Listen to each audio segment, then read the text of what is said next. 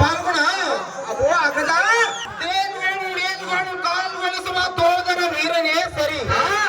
ಆದರೆ ಮನವು ತೋರಣ ಗಜವು ಗಿಡದ ಪ್ರಾಣಿಯ ಕೀಳುವ ರೀತಿ ಆ ಕೂಲ ಕನೂರನ್ನು ತಾಳ್ಬಡದ ದಾಳ ಅಡಗಿಸಿ ಹಾಳು ಮಾಡಿದರೆ ಮಾಯದಳು ಸಿಲುಕಿ ತಂದೆ ತಾಯಿಗಳಿಗೆ ಮಾಯವಿರುವ ದುಃಖ ಗಾಯಗಳಾಗುವವು.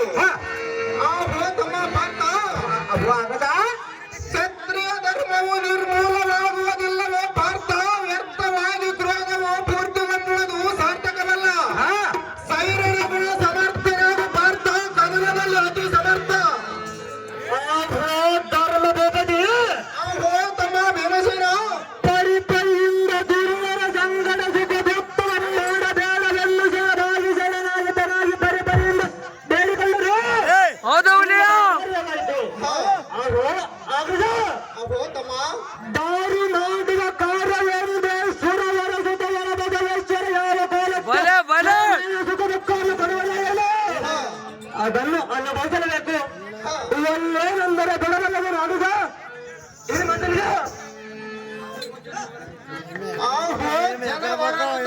ಗುಣಗಳ ನಿಧಿಗೆ ಎನುಪ ಅನುಜ ಶಿರೋಮಣಿ. ನಾನೊಂದು ನೀತಿಯನ್ನು ಹೇಳುವೆನು, ಪ್ರೀತಿಯಿಂದ ಕೇಳು.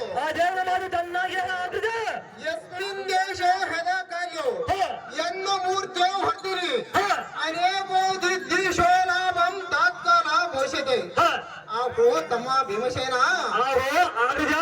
ಯಾವ ಸ್ಥಳದಲ್ಲಿ ಕಷ್ಟಪಡಬೇಕು, ಯಾವ ಕಾಲದಲ್ಲಿ ವೃದ್ಧಿಯಾಗಬೇಕು, ಯಾವ ಕಾಲದಲ್ಲಿ ಕೀರ್ತಿಗೆ ಹೊಂದಬೇಕು, ಆ ಯಾವ ಸಮಯಗಳಲ್ಲಿ ಅವುಗಳು ಬಂದು ಬಿಡದೆ ತೊಡರುವವು.